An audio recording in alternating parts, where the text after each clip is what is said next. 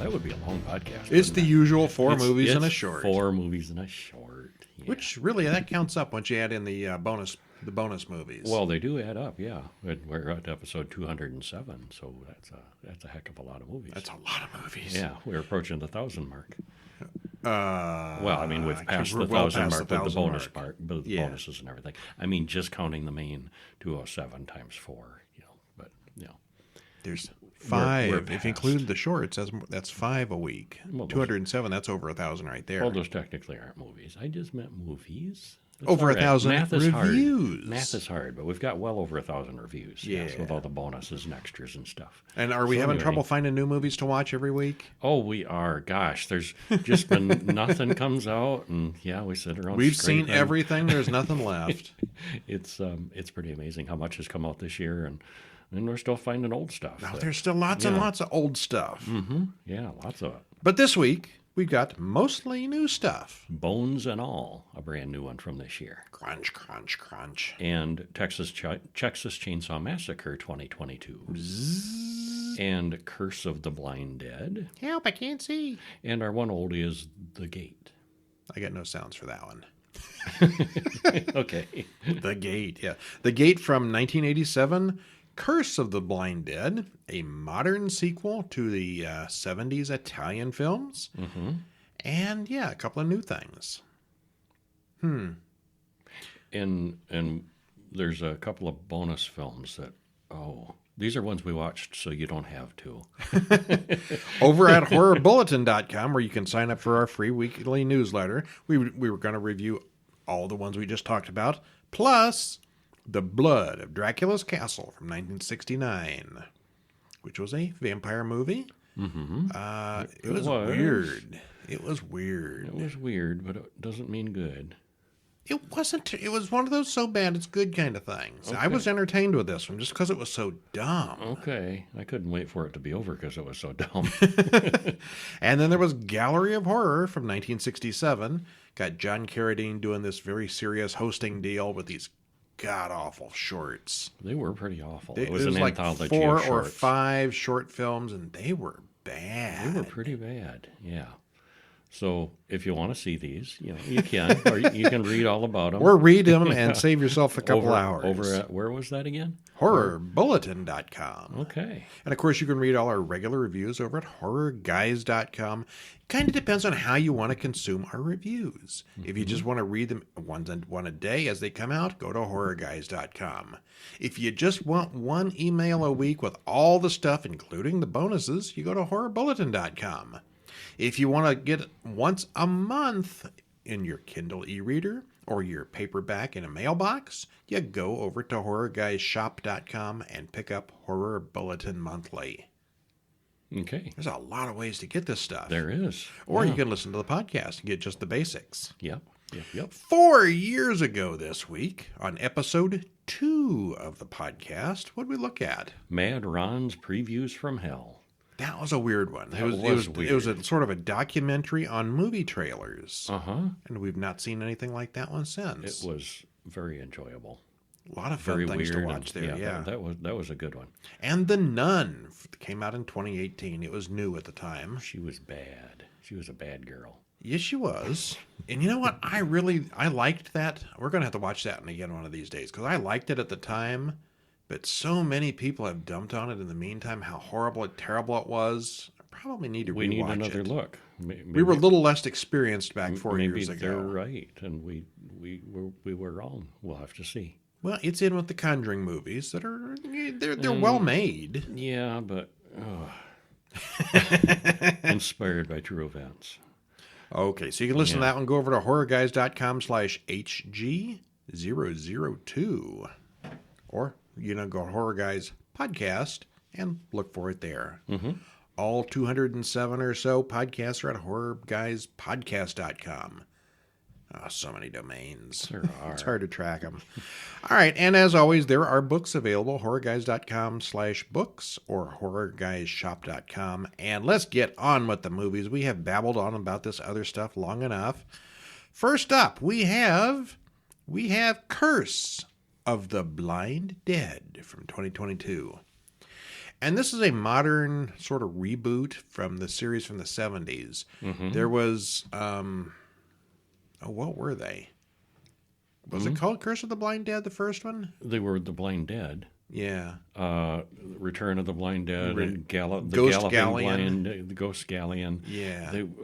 Yeah. There were 4 of them that came out in the what were mid to late 70s. They're Italian, subtitled, really bad dubbing, but they were good. Tombs of the Blind Dead. Oh, was that the first one? Return of the Blind Dead. The Ghost Galleon. Yes. And there was a 4th one.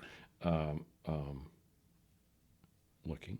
It came later, okay? Looking. Well, anyway, this one came out in 2020, and obviously it was not made by the same people. It's much more modern looking. Directed by Raffaele Picchio, written by Francesco Alberti, Gustavo Adolfo Beccher, Lorenzo Paviano. So clearly there's some Italian involved here. Stars Aaron Stielstra, Alice Zanini, Francesca Pellegrini, and Jennifer Misciati. 1 hour, 27 minutes, and this was all in English, so don't get too worried about it. Not in Italian. Well, they were kind of trying to capture the look of the originals a little bit, I think. I think part of what made the original good was it was so low budget, grainy, and kind of cheesy. But the monsters were really good. Oh, very Italian, yes. They had bony little hands. You always talk about their little bony hands. They had little bony hands. I always notice because they're skeletons that have beards, which is kind of unique. Combination of horrifying and kind of cute. They're bony. They're bony little hands.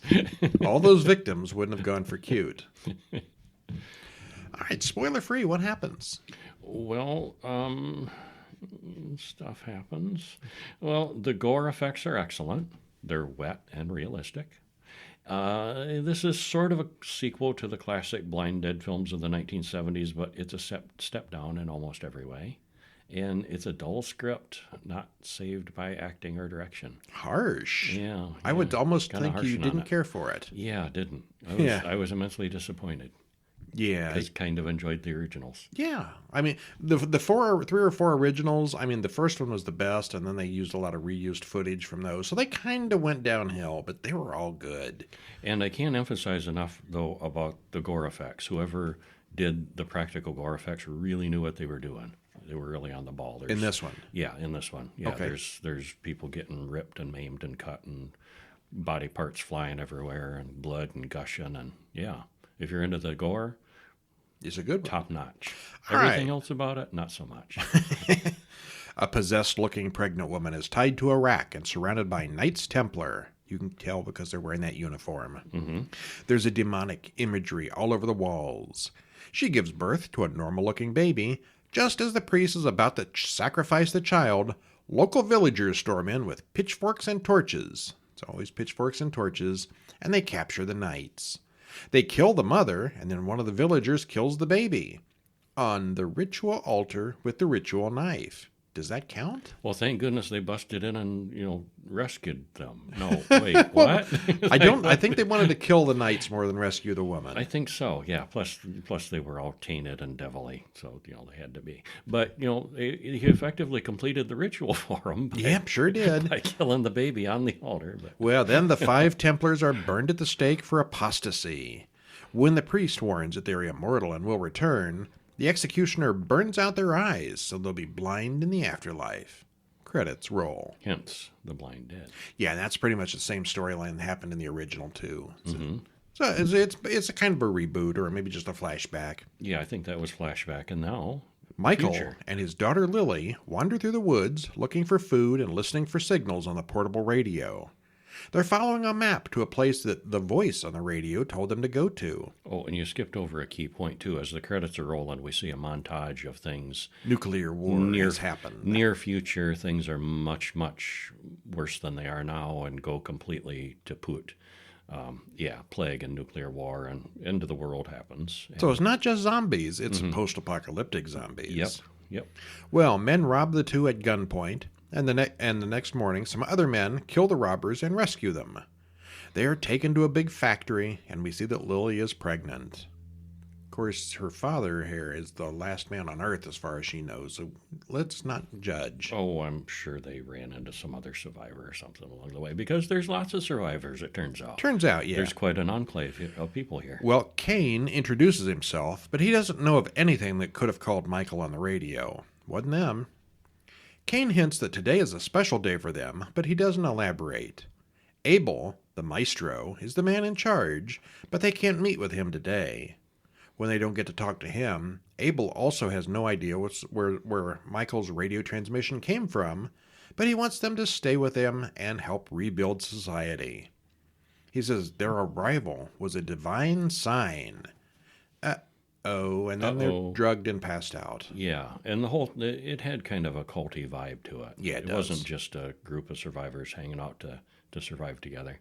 Michael awakens, chained in a dungeon. So does Lily, next to another girl. The other girl, Karen, is chained to a rack similar to the one in the pre-credit sequence. Abel starts his ritual. "Open the gate of fire and free your knights," he exclaims. Then the zombie dead show up, looking very much like men in rubber masks. Yeah, that was disappointing. Yeah, compared to whatever they did in the original. They had very normal-looking hands that were covered in rubbery gloves. You got a thing about these little hands, don't you? I miss the bony little hands. Well, back in the dungeon, Michael ends up cutting off his own thumb to escape his bonds as the eclipse proceeds. That's a painful scene. Yeah. Yeah. Karen gives birth to a stillborn baby, but Abel offers it to the dead anyway. They will not be pleased. The dead are not pleased with his defective offering, and they start killing people, starting with Abel. Oh boy, do they ever. It's a bloodbath. Lynn comes to Lily in her dungeon and releases her. Kane points out to Michael that the dead can hear them, but not see them. Because they're the blind dead. Yes. That doesn't stop Michael from screaming for Lily at every turn. There's an interminable sequence of running and chasing. I'm starting to think this is a Doctor Who episode for a while. The dead get a hold of Lily, and they want her baby. Oh, Doctor Who needs this kind of gore. There's not enough blood and guts and gore in Doctor Who. There's plenty of running and chasing, though. Yeah. The leader of the dead marks Lily. Then the sun comes out, and the dead all burn up and are gone. This is like the sun coming out for the first time in ages, years, whatever, since the apocalypse. Well, there's an eclipse. Yeah, but the sky was all permanently cloudy. Oh, okay. And this was I think this was supposed to be, God looking down on them and, blessing them by opening the clouds, and this, Okay, I took it as the eclipse was over. No. Yeah. Yeah. Well, Lily and Lynn are apparently the only survivors, so they search the dead people for loot and get ready to leave to find that signal that Michael told us he heard. Lily shoots some more bandits at another big church. The dying man they find says this is no safer than anywhere else. Lynn finds the automated recording that Michael heard. "There's nothing here. We hoped, but there's nothing else but them now," he says of the blind dead cult. "You have the mark. They will come back to claim their child. You cannot escape them," he warns. As he rants this, someone attacks Lynn. Lily then goes into labor, and there's much screaming. Suddenly, there's another eclipse as the blind dead reappear. How often does an eclipse happen twice that close together? Never. It's the end times. It's not the way it works. Yeah, it's not how that works. So you're picking about the science of the eclipse, but that's the only bad science. You can have magic undead zombie cursed if you want to, but at least make science work right. Okay.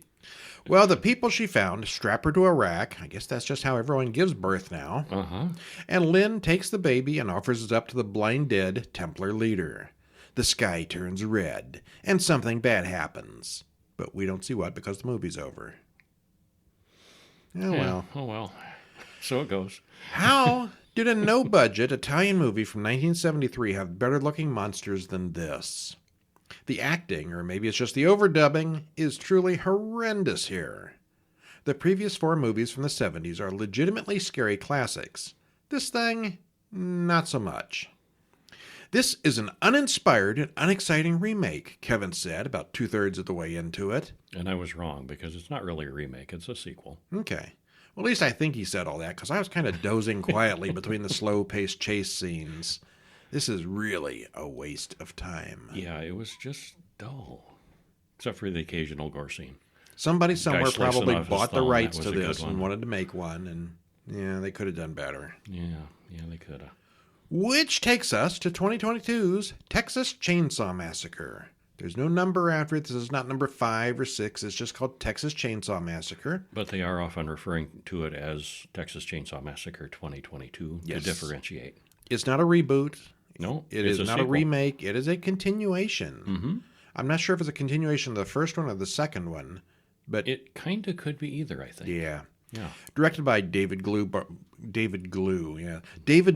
Garcia, written by Chris Thomas Devlin, Fede Alvarez, and Soto Sayaguez. Rodo. Mangled nose, huh? Rodo Sideways. Okay, him. Stars Sarah Yarkin, Elsie Fisher, Mark Burnham, and Jacob Lattimore. Hour and 21 minutes. A little on the short side. Spoiler They free. get right to it. They get right to the They point. do. Yeah. Spoiler free is this is a continuation of the 1974 original. Survivor Sally is back, and so is Leatherface. It's quite different from the original, but it's pretty good in a modern kind of way with a much bigger budget. If you haven't seen the original, you don't have to first, but it would probably be interesting for you to see it out. I would disagree with that. I think you really should see the first one first. Do you think so? Yeah. Okay. You will get more of a sense of who Leatherface is. Leatherface He's and not just Sally are another both killer, characters in both movies. and what Sally went through to get to this point. Yeah. Yeah. Okay. You're right. It could be a standalone if you wanted it to be, but I wouldn't recommend it. And you don't have to see the second one, but that one was also very good. Well, you should see the first one and this one. The ones in between are optional for this. Yeah, and there's been some reboots along the way.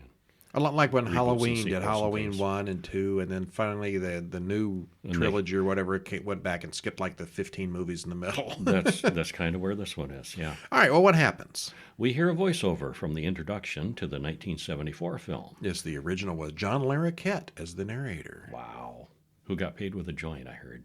Oh, yeah, I forgot about that. Yeah, They for really the original. they really had no budget, and it said that's how he got paid. Well, we hear that Sally Hardesty was the lone survivor of the story, and we get an artist's rendition of Leatherface, who was never caught. It's one of Texas's most famous unsolved murders. And then we go to the modern day. Melody, Lily, Ruth, and Dante are on the way to Harlow, and the gas station man says he knows all about them. Lila and Melody are very much anti-gun, and they insult one of the locals who's carrying. You can tell they're like, California Ultra-liberal. ultra liberal, guns scare me just by seeing them in the room and that kind of stuff. And they're out in the country, and there's this guy. He's a country guy. I don't hesitate to say redneck. He seems intelligent and smart, but he's carrying a gun, and they freak out over it. Yeah. Well, the sheriff pulls over the car. The sheriff says he's going to keep an eye out for them and protect the town, because the town of Harlow is a ghost town, and there's basically nobody living there. Dante plans to literally buy and renovate the whole thing. And later we find out he's actually already bought the entire town. Sorta. Yeah. Yeah. Well, Rochester, the guy with the gun, turns out to be their contractor. Well, there's an autocorrect for you. His name is Richter. Oh, Richter. Okay. He thinks the young people are kind of some kind of cult, but then they just say, "Oh no, we're just idealistic." They go into one of the buildings and find an old woman living there. First building they go into. Oh, you're the new neighbors, aren't you? Mrs. MC has run the local orphanage for decades. Melody says the bank repossessed the entire town months ago. Well, Mrs. MC gets upset, and the last of my boys, she's got one orphan who's well into adulthood now, comes to the top of the stairs, and we just see him in the shadow, a profile. We're not sure in the who bright it is, windows. but we got a pretty good But idea. we got a pretty good idea. Leatherface. Yep. Well, he's big and scary looking, but you can't get a good look at him. The sheriff and the deputy come in to lead the old woman away. Ruth goes off with the ambulance after the old woman has a heart attack. And the busload of investors arrives, and banker Catherine is impressed.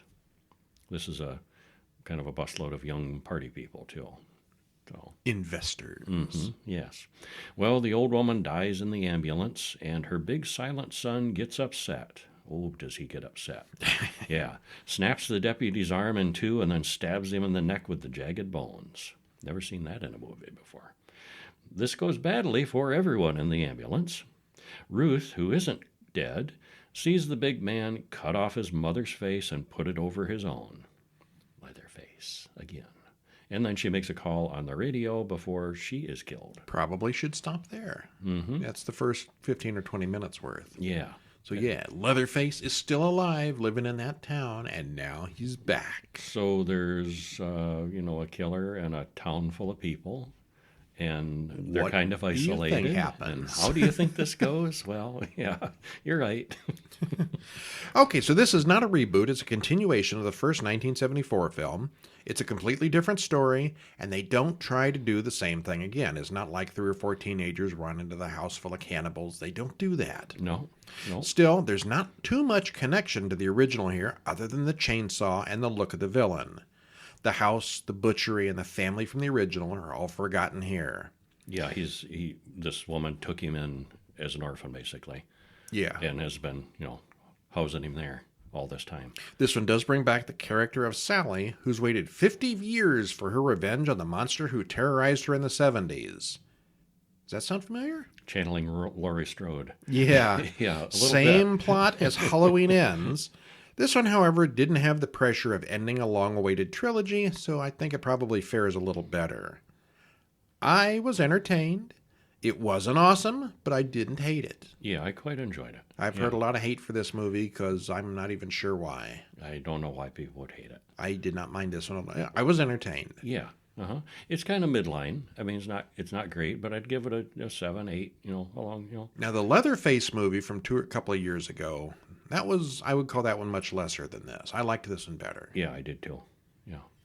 All right, and then it's time for a short film. Which I really, really liked. Last Man. We keep finding all these great shorts. We haven't watched, we haven't reported on bad short in a long time. Yeah. There's so many good ones, we don't have to pick the bad ones. 2022's Last Man, written and directed by Cameron D. Wood, stars Dorian Gray. You think that's his real name? Probably. And Chris Famey. 12 minutes, and you can watch it in the show notes. Watch it on YouTube. It is there on YouTube. What happens? For everybody. Well, a man walks through the countryside alone. There's been some kind of apocalypse. You can see bones and things here. And it's been a while, it looks like. He wanders through an abandoned water park, then goes into one of the buildings and sees someone. The man from inside is shocked to see him and offers him food. The man from outside says, you don't need to concern yourself with that. And why can't we see the outside man's face? Was the man in the house really the last man on Earth? And why is he still alive? Questions. Many questions. Yes.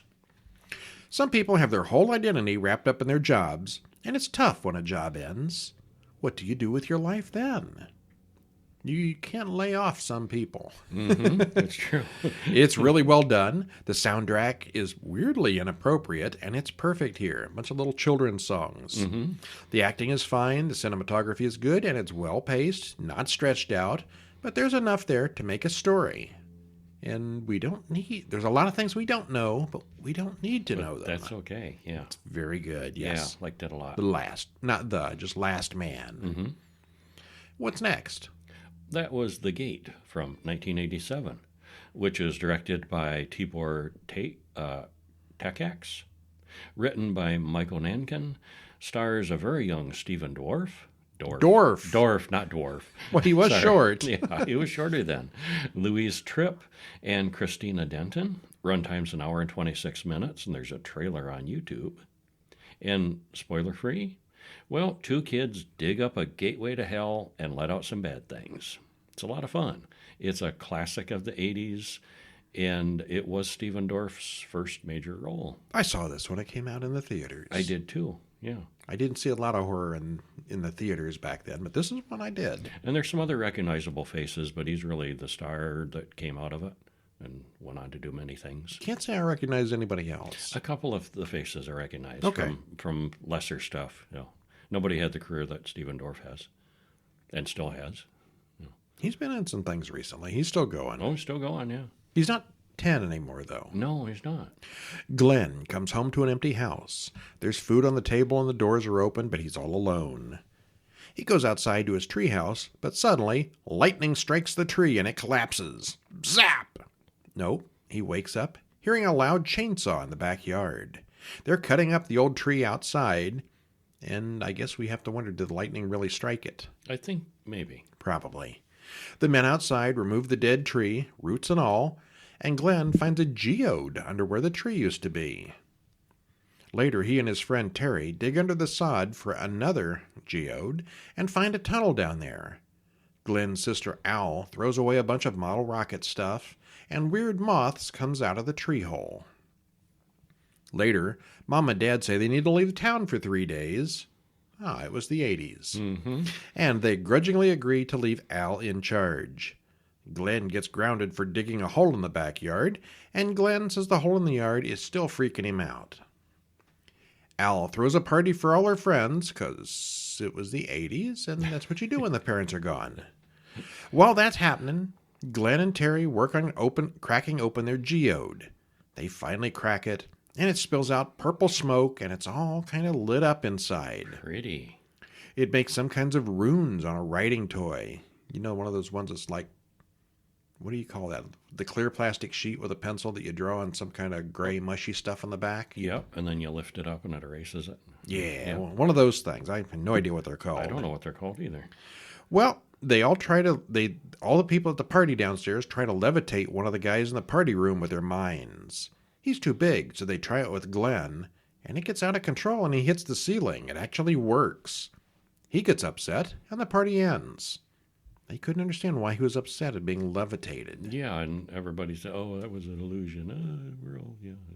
And nobody, everybody just brushes it off. Yeah. No, somebody just levitated. Clearly real, but that's all right. It was an illusion. Yeah.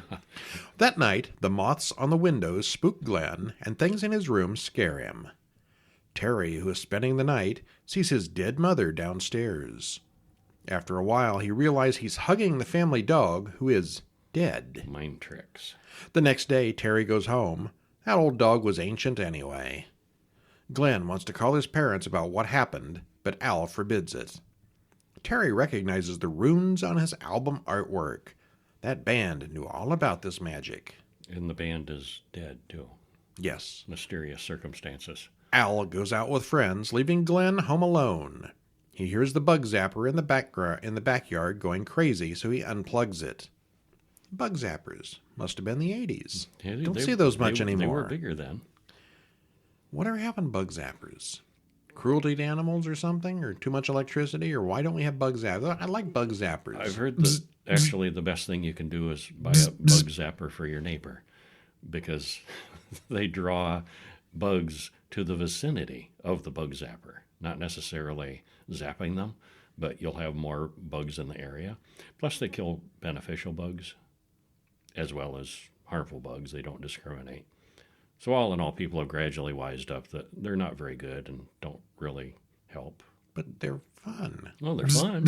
Well, if you want to have one for the fun of them, they do still sell them. But yeah, they're not as popular as they Okay. were. Well, Glenn then finds the hole in the backyard is still steaming, and he filled it in a few days ago. Between the hole and the levitation, Terry thinks they got a case of demons. They cover the hole with remnants of the treehouse.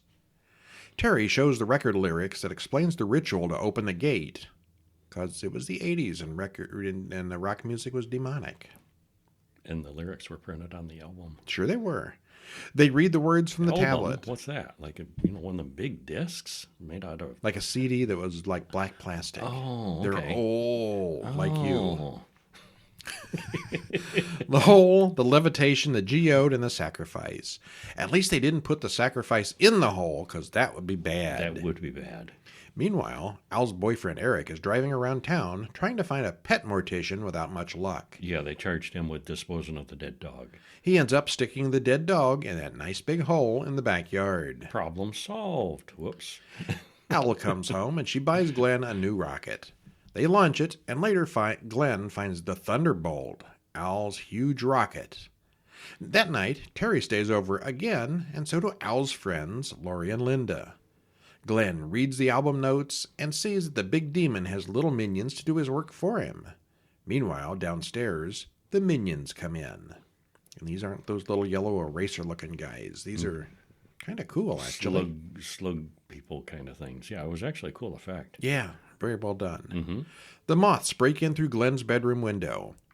Al goes inside to find the dead dog in a sleeping bag and two minion arms who try to pull Al under the bed. Everyone runs outside to find Mom and Dad, but it's really not them. It's demons in disguise. The minions chase everyone around for a while, and the telephone melts off the wall. They have to go into the basement to find the spell book, and it's all creepy down there now. The album and the book burst into flame. They decide to try a Bible instead. They go outside toward the gate, and Terry says that the demons need 2 human sacrifices before they can have hell on earth. Yeah, so the gate is kind of softening. Things are getting weird and sketchy, but the gate isn't really open yet. Hell hasn't arrived on earth truly yet. Yeah, so they need 2 human sacrifices. Hearing this, Laurie and Linda go back inside. Yeah, they nope right out of there. As Terry reads from the Bible, the top blows off the hole, and purple light and wind come out. All the smoke starts rolling into the hole. Terry falls into the hole. Al and Glenn help him to get out while the subterranean minions trying to pull him back down. Eventually, they get Terry free. They throw the Bible into the hole, and it explodes. The hole burns and closes up. Problem solved. All right, happy ending. Why is the hole still steaming? Shh, don't pay attention to that. Just go back inside. Al, Glenn, and Terry go back inside, but where are Laurie and Linda? Oh, they're hiding in a closet. Everyone gets cleaned up and watches some TV. Suddenly, a dead man pops out of the wall. That was from a story that Terry made up, and it wasn't even real. It's real now. The dead man grabs Terry and takes him to the hole in the wall, which permanently seals up behind them. Al hits the dead man with a boombox, because it was the 80s. And he breaks into a dozen minions. It's like 3 minions in a trench coat. Mm-hmm. Yeah, that was a neat effect. Al tells Glenn to get Dad's gun, but first, Glenn has to fight off a demon-possessed Terry. The dead man returns, and this time takes Al. The demon only needs 2 human sacrifices, and now he's got both of them. Just got to pull him down to the hole. Something starts breaking through the floor. It's another hell tunnel. Glenn goes upstairs and grabs his rocket launcher and the Thunderbolt rocket. He gets it ready to fire as minions and really bad sounds come out of the hole. The big demon rises from the tunnel, and yeah, it's really something. It is. The demon takes Glenn by the hand and then leaves. Glenn looks at his hand. It now has an eyeball stuck in his palm. Glenn looks outside to see a huge cloud of smoke coming out of the hole, going way up into the sky. Sort of a hellnado. Oh, that should be a movie. I should write that. Yes, you should. Glenn grabs his rocket stuff again and assembles it near the hole. The demon comes back up through the hole, and Glenn blasts it with a rocket. The demon sparkles and glows and explodes. The darkness outside fades, and the sun comes up. Glenn returns inside the ruined house and finds Angus the dog, Terry and Al, all alive again. How are they going to explain this destroyed house to Mom and Dad? Tornado. Hellnado. Local tornado. Hellnado, yeah. Well, this is about as 80s as the 80s can get. Mm-hmm. Never mind Stranger Things. This is the real deal. The special effects are not CGI. They're practical, with stop motion and animatronics that are really well done. So, you can kill one of the old gods with a toy rocket? Apparently so. You gotta wonder how it would stand up to real military. They're not very durable. No. None of the neighbors notices the hell tornado in the backyard. None of the screaming or any of the... Wow, these neighbors are oblivious. Yeah, they are. It's good. Maybe it's aimed toward the younger horror fans a little more than older adults, but it holds up fairly well. Yeah, I thought so. Yeah, it was good. Definitely worth seeing. Yes. Are you getting hungry? Mmm. What do you want to eat? Bones and all. Yeah. Bones and all from 2022. Speaking of another good one that you should see. Directed by Luca Guadagnino. Written by David Kejganich and Camille DeAngelis. Well, it's a good day to mangle some names. Yes, we apologize. Stars Timothy Chalamet, Taylor Russell, and Mark Rylance. 2 hours and 11 minutes. It's kind of a long one. Spoiler free. The cast is excellent, and the script is well written with interesting characters. The horror is steady, always at least in the background, coming out into the open often. And this is another one I've read some reviews on that were overly critical, I thought. Yeah, I thought it was excellent. I read one review where they good. did nothing but complain about the music of the movie. Huh. Did you even notice the music of the movie? No, it was appropriate. It was fine. Yeah, I don't remember. Yeah, I don't pay that much attention to the music unless it really is bad. So this was a nice, romantic film, a young girl coming of age and struggling to find love. Which I think is why probably it's getting some bad reviews. It's not your typical horror movie. It isn't, but it's a romance with a was, lot of horror elements in it. I thought it was kind of brilliant how they did it. Yeah. What happens? At least partially. Yeah, we can't spoil this one very much. Sherry and Marin talk about the school yearbook. Sherry invites Marin over to a sleepover tonight, but Marin says her father would never allow it, so sneaking out is suggested. He locks her in the bedroom at bedtime, but she slips out the window. So immediately we're thinking, child abuse, overprotective father, and he's a jerk, and she's wanting to be normal. Yeah. Well, for some reason, we see many shots of electrical power lines, so that may be significant. But and that was not. a red herring. There was a lot of power lines in that first 5 minutes. It seemed like they were trying to convey, something. And so I was expecting some kind of monster that thrives on electricity or something. I had no idea going into this. But no, it was just kind of a red herring. Yeah, that was really a weird thing because there were so many power lines. Yeah, and she follows the power lines to Sherry's house. Jackie and Kim are already there, and it's just a girl night, girl sleepover thing. They're also spending the night, and they paint each other's nails and fart around and laugh until Marin bites off one of the girl's fingers. Whoops. What? Yeah, what? What? Yeah. And she runs home, and her father says, "You didn't." Well, she did. Her father says they have to pack their stuff. They're going to leave before the cops get there.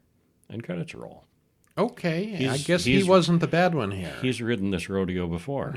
You can tell by the way he reacts. They've fled. Not again. They've fled town quickly before. Yeah. Well, Marin wakes up in the morning at their new place and finds that her father has abandoned her. He says he can't help her anymore. She's got to figure it out for herself as her mother did. He leaves her a tape that explains everything, and we don't get to hear it. He also leaves her birth certificate. So she buys a ticket to Columbus and hits the road, going to look for her mom. Well, she plays more of the tape on the bus. When she was 3, she killed the babysitter by tearing out her neck with her teeth. He says she kept doing it, and she started getting more clever about it and hiding it. Now, we've seen her in the daytime, so she's not a vampire. Yeah. She's not a zombie. She's just a cannibal. Yeah. Well, she gets part way to Columbus, but has to wait at the bus stop till she finds a strange man stalking her. He says he came looking for her. He says he smelled her, and she can probably smell him. When was the last time you fed, he asks. He says that they smell a certain way, whether they ate or not. His name is Sully. He invites her to follow him, and she actually does. His number 1 rule is to never eat an eater. So he's like she is. When a really creepy old man comes up to you at the bus stop and invites you to his house, you know there's something wrong if she actually goes with him. Yeah. Well, I thought I was the only one, she says. And he says there are more than you'd think. She goes upstairs, and I figured this out before she did. This is not Sully's house. This is a house that he has broken into, and sure enough, there's an old woman laying on the floor, but she's not dead. Sully says that as Marin ages, she's going to need to feed more and more. He says he followed his nose and found this old lady that way. Well, found Marin that way. The old lady's had a heart attack or something. Yeah. But he doesn't kill people. At least he tries not to. And that leaves this, indicating the dying old woman and things like it. So he's more of a scavenger than an active killer. Marin cries at hearing this, but she knows he's right. Well, the next morning, Marin wakes up and finds Sully having breakfast in the old woman's room. She doesn't say a word, but joins him in chowing down on her. And after they eat, they talk a lot about their pasts. Sully gets cleaned up, and Marin more or less runs for it. And as she's leaving on the bus, Sully's looking sad as she leaves. And we should probably stop there. Yeah, almost all of that was kind of given away in the trailer. Yeah. Well, she continues on looking for her mom, so she's on a quest. Yeah. So it's a road trip movie, basically. Yeah, and laughs and giggles and friends met along the way and adventures had. Taylor Russell is really good here as Marin. Yeah, she is. Timothy Chalamet, who didn't come into the part where we stopped yet, has the star power here, but I didn't think his character was particularly interesting. We didn't get much of his background. Well, I thought it was interesting. It's all right. Yeah. The others they meet along the way are really, it's all about the friends we meet along the way. That's right. I would have liked more backstory with Jake and Brad, two characters that they meet at some point, but at least we got a lot more about Sully. Mm-hmm. I've heard this described as overly long, slow, not horror, and even boring. I disagree. I do too. Yeah. It is very long, but it doesn't drag, and the horror tones are always there, even in the dramatic parts. Yeah, I was continually fascinated. And the entertained. cannibalism drives the whole plot. Mm-hmm. It's the whole thing. Yeah. She's wanting to find out why she is the way she is, and what's up with her mother. Was she like that too, or not? Mm-hmm. We don't know. Yeah. Well, the horror undertones are there, even in the dramatic parts. And I thought I liked it more than I expected. I had heard it was more romance than horror, but yeah, it was a win. I liked it. Yeah, me too. All right, so bones and all, thumbs up from both of us. Yes. The Gate, thumbs up for both of us. Thumbs up for both of us. Last Man, thumbs up from both of us. Uh-huh. Texas Chainsaw Massacre. Thumbs up from all both right, of thumbs us. up from both of us. Mm-hmm. And Curse of the Blind Dead. Meh. Nah, no. Meh from both of us. Mm-hmm. No. Yeah. Just stay away. Watch the old ones if you want to watch some Blind Deads. And I don't know if I would say Last Man or Bones and All is my favorite of the week. Oh, I usually don't compare the shorts to the others. Okay. The other then, the movie is Bones and All. Okay. Yeah. And actually, My I favorite. like Texas Chainsaw more than I expected to, but I would go with Bones and All as number one this week. Yeah.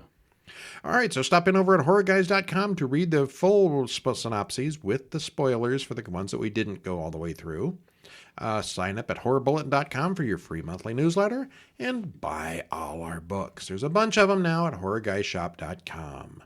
Till next week, I'm Brian. And I'm Kevin. And we'll still be us next week too, but we'll be back with 4 more movies and a short. Okay. See ya.